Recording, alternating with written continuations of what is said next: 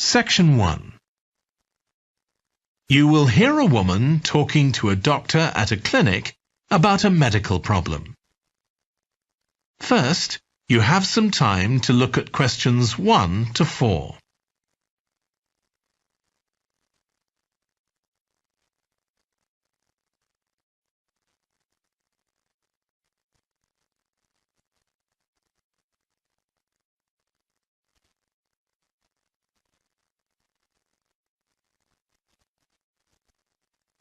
You will see that there is an example that has been done for you.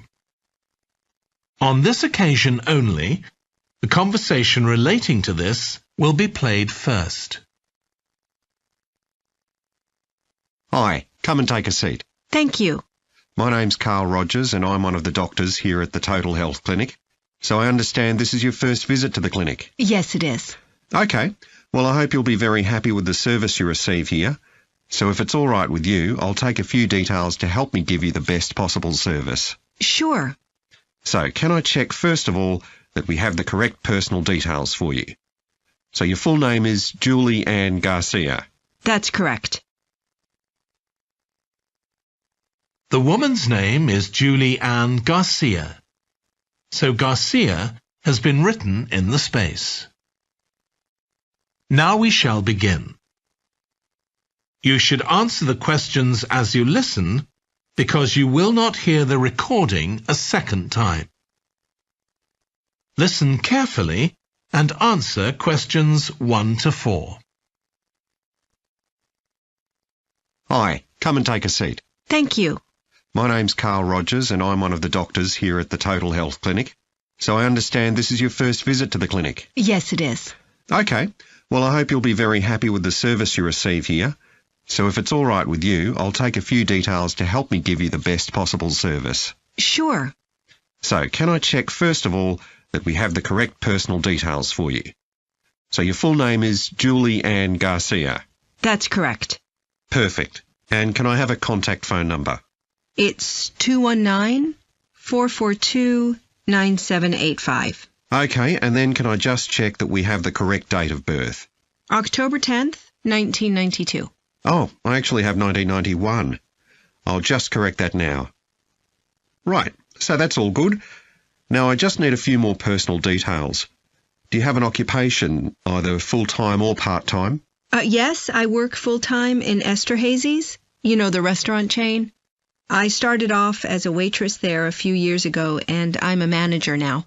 Oh, I know them. Yeah, they're down on 114th Street, aren't they? That's right. Yeah, I've been there a few times. I just love their salads. That's good to hear. Right, so one more thing I need to know before we talk about why you're here, Julie, and that's the name of your insurance company. It's Cawley Life Insurance. That's Cawley. Excellent. Thank you so much. Before you hear the rest of the conversation, you have some time to look at questions 5 to 10.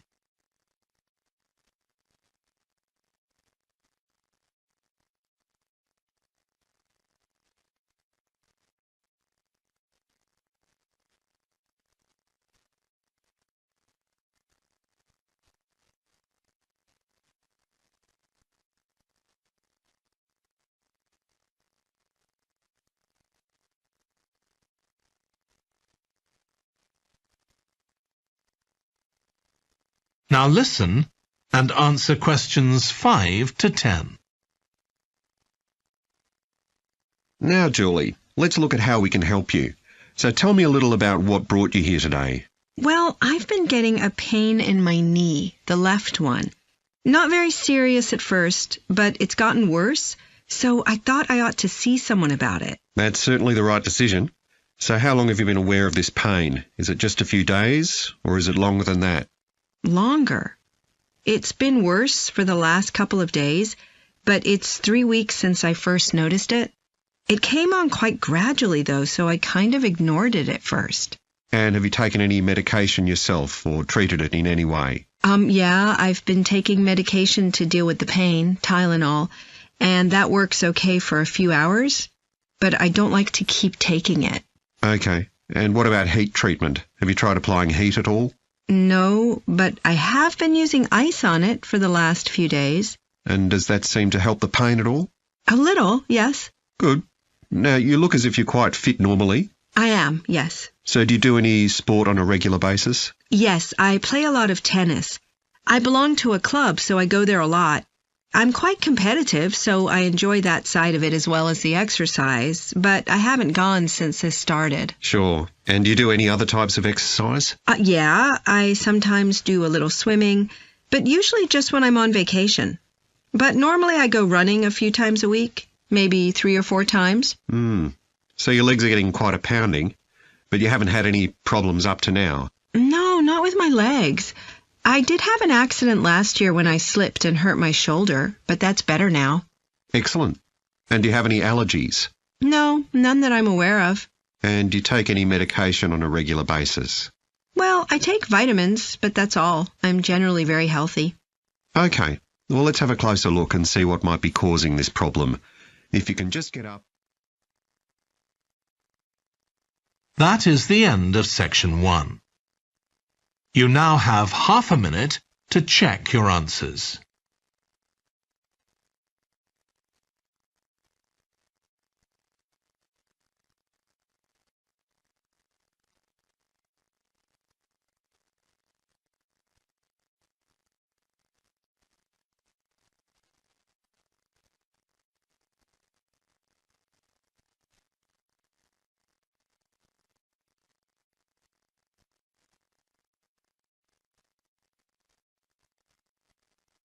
Now turn to section 2.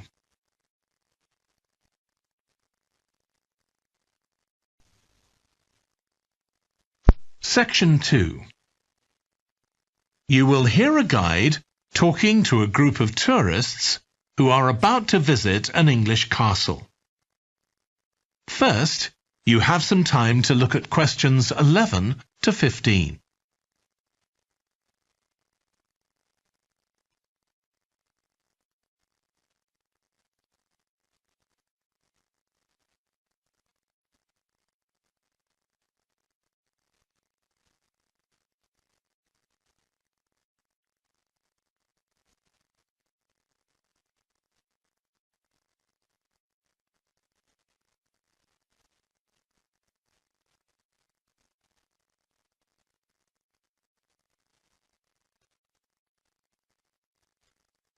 Now listen carefully and answer questions 11 to 15. We'll be arriving at Branley Castle in about 5 minutes. But before we get there, I'll give you a little information about the castle and what our visit will include. So, in fact, there's been a castle on this site for over 1100 years. The first building was a fort constructed in 914 AD for defence against Danish invaders by King Alfred the Great's daughter, who ruled England at the time.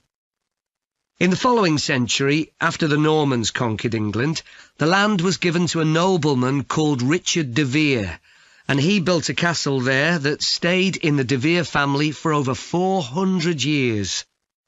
However, when Queen Elizabeth I announced that she was going to visit the castle in 1576, it was beginning to look a bit run down. And it was decided that rather than repair the guest rooms, they'd make a new house for her, out of wood, next to the main hall. She stayed there for 4 nights, and apparently it was very luxurious. But, unfortunately, it was destroyed a few years later by fire. In the 17th century, the castle belonged to the wealthy Fennis family, who enlarged it and made it more comfortable. However, by 1982, the Fennis family could no longer afford to maintain the castle, even though they received government support, and they put it on the market. It was eventually taken over by a company who owned a number of amusement parks. But when we get there, I think you'll see that they've managed to retain the original atmosphere of the castle. When you go inside, you'll find that in the staterooms, there are lifelike moving wax models dressed in costumes of different periods in the past, which even carry on conversations together. As well as that, in every room, there are booklets giving information about what the room was used for, and the history of the objects and furniture it contains. The castle park's quite extensive. At one time, sheep were kept there, and in the 19th century the owners had a little zoo with animals like rabbits and even a baby elephant. Nowadays the old zoo buildings are used for public displays of paintings and sculpture. The park also has some beautiful trees, though the oldest of all, which dated back 800 years, was sadly blown down in 1987. Now, you're free to wander around on your own until 4:30, but then, at the end of our visit, we'll all meet together at the bottom of the great staircase. We'll then go on to the long gallery, where there's a wonderful collection of photographs showing the family who owned the castle 100 years ago having tea and cakes in the conservatory. And we'll then take you to the same place where afternoon tea will be served to you. Before you hear the rest of the talk, you have some time to look at questions 16 to 20.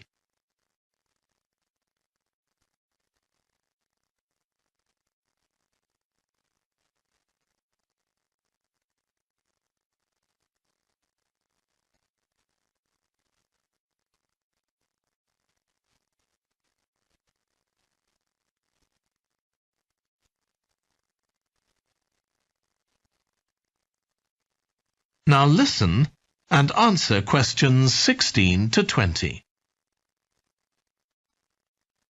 Now, if you can take a look at your plans, you'll see Branley Castle has 4 towers joined together by a high wall, with the river on 2 sides.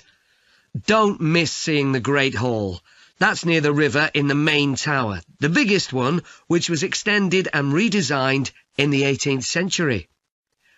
If you want to get a good view of the whole castle, you can walk around the walls. The starting point's quite near the main entrance. Walk straight down the path until you get to the south gate, and it's just there. Don't go on to the north gate. There's no way up from there.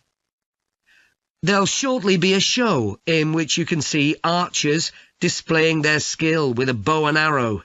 The quickest way to get there is to take the first left after the main entrance and follow the path past the bridge.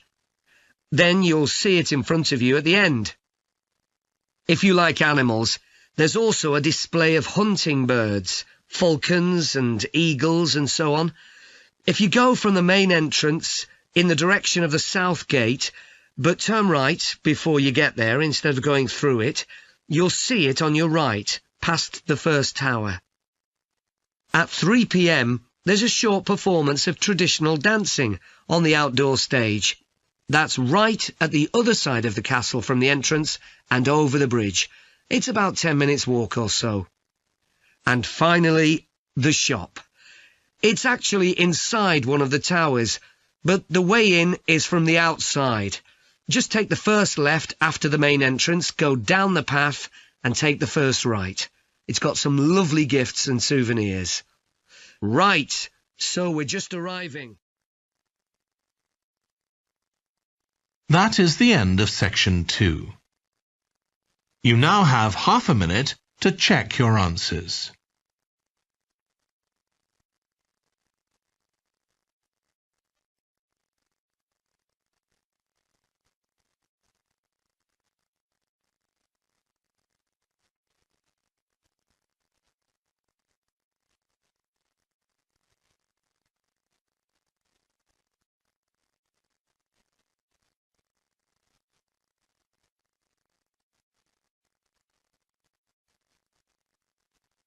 Now turn to section 3.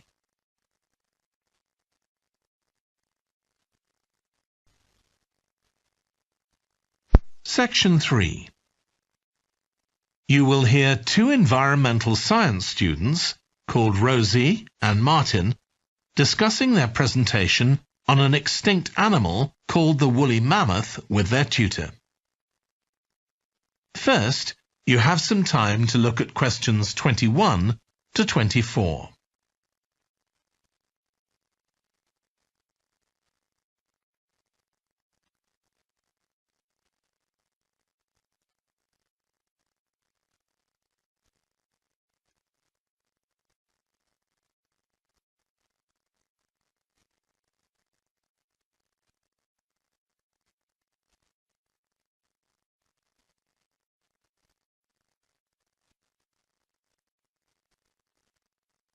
Now listen carefully and answer questions 21 to 24.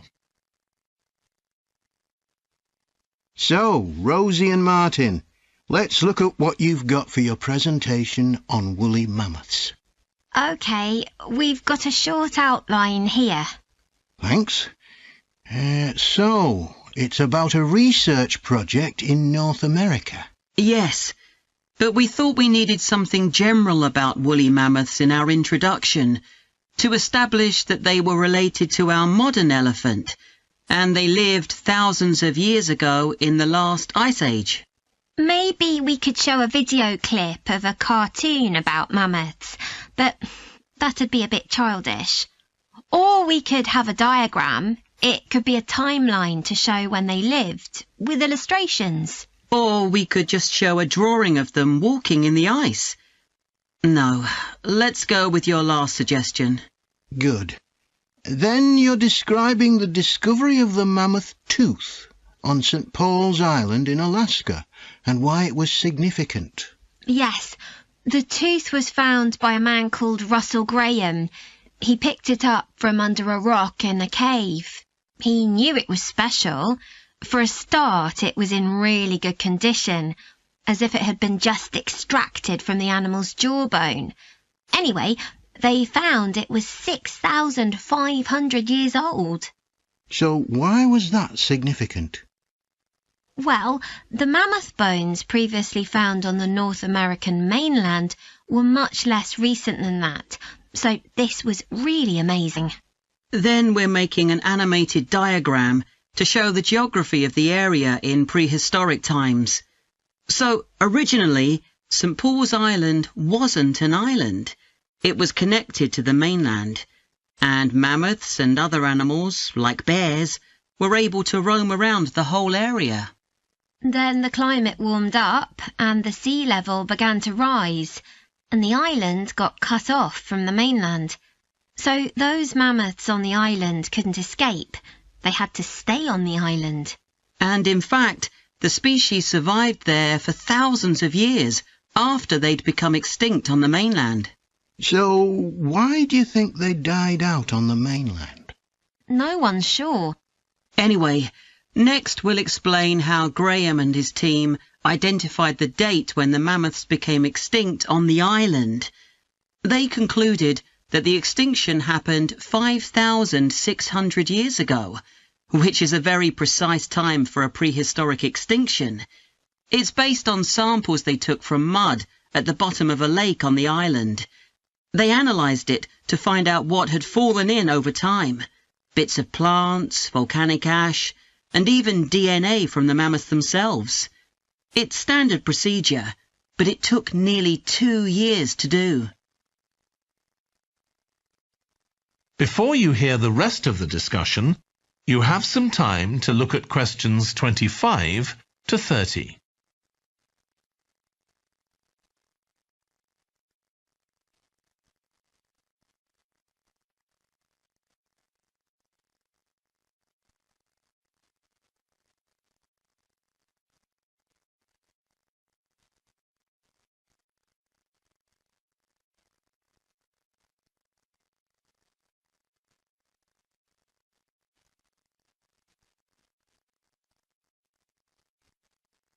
Now listen and answer questions 25 to 30.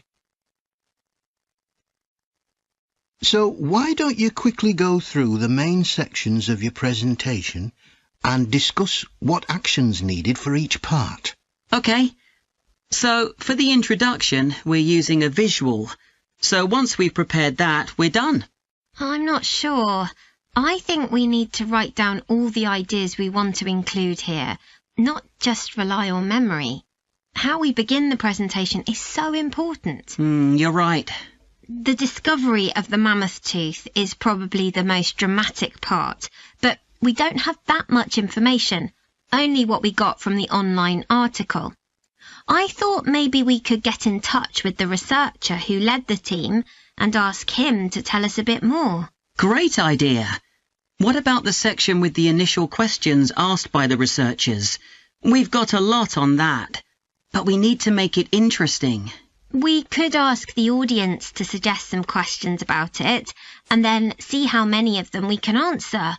I don't think it would take too long. Yes, that would add a bit of variety. Then the section on further research carried out on the island, analysing the mud in the lake. I wonder if we've actually got too much information here. Should we cut some? I don't think so, but it's all a bit muddled at present. Yes, maybe it would be better if it followed a chronological pattern. I think so. The findings and possible explanations section is just about ready, but we need to practice it so we're sure it won't overrun. I think it should be okay, but yes, let's make sure. In the last section, relevance to the present day, you've got some good ideas, but this is where you need to move away from the ideas of others and give your own viewpoint. Okay, we'll think about that. Now, shall we show you some of the... That is the end of section 3.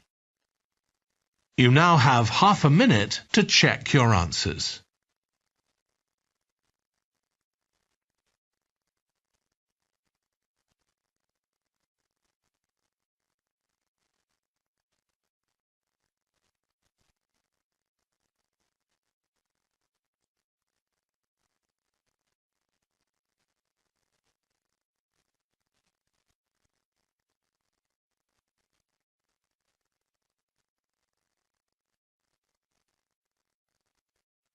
Now turn to section 4.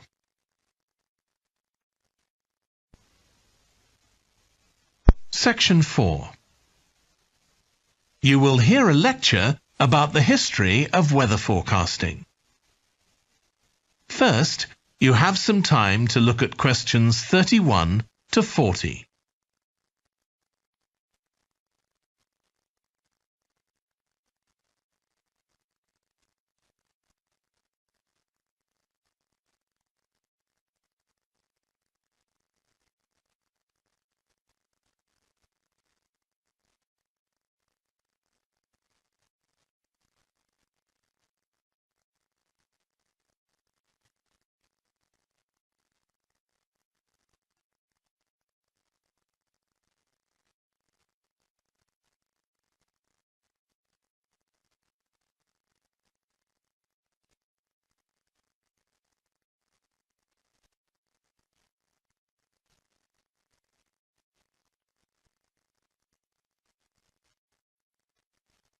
Now listen carefully and answer questions 31 to 40. In this series of lectures about the history of weather forecasting, I'll start by examining its early history. That'll be the subject of today's talk. Okay, so we'll start by going back thousands of years. Most ancient cultures had weather gods, and weather catastrophes, such as floods, played an important role in many creation myths. Generally, weather was attributed to the whims of the gods, as the wide range of weather gods in various cultures shows.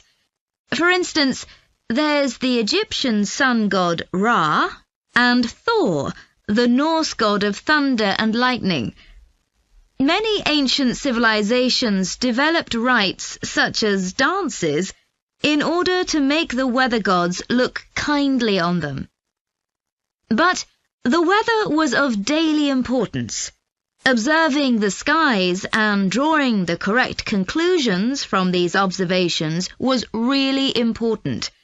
In fact, their survival depended on it. It isn't known when people first started to observe the skies, but at around 650 BC, the Babylonians produced the first short-range weather forecasts, based on their observations of clouds and other phenomena.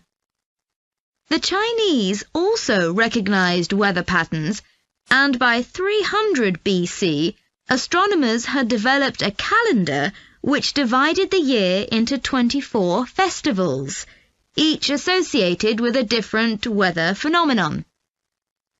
The ancient Greeks were the first to develop a more scientific approach to explaining the weather. The work of the philosopher and scientist Aristotle in the 4th century BC is especially noteworthy, as his ideas held sway for nearly 2,000 years. In 340 BC, he wrote a book in which he attempted to account for the formation of rain, clouds, wind, and storms.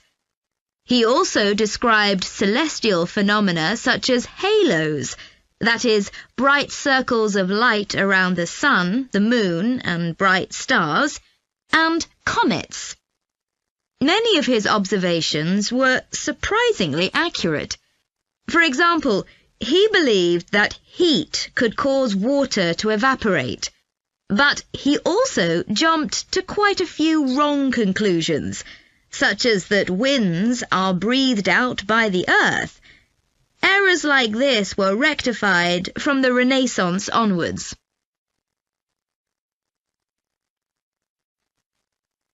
For nearly 2,000 years, Aristotle's work was accepted as the chief authority on weather theory. Alongside this, though, in the Middle Ages, weather observations were passed on in the form of proverbs, such as red sky at night, shepherd's delight, red sky in the morning, shepherd's warning. Many of these are based on very good observations and are accurate, as contemporary meteorologists have discovered. For centuries, any attempt to forecast the weather could only be based on personal observations. But in the 15th century, scientists began to see the need for instruments. Until then, the only ones available were weather vanes to determine the wind direction and early versions of rain gauges. One of the first, invented in the 15th century, was a hygrometer, which measured humidity. This was one of many inventions that contributed to the development of weather forecasting. In 1592, the Italian scientist and inventor Galileo developed the world's first thermometer. His student Torricelli later invented the barometer, which allowed people to measure atmospheric pressure. In 1648, the French philosopher Pascal proved that pressure decreases with altitude. This discovery was verified by English astronomer Halley in 1686, and Halley was also the first person to map trade winds. This increasing ability to measure factors related to weather helped scientists to understand the atmosphere and its processes better, and they started collecting weather observation data systematically.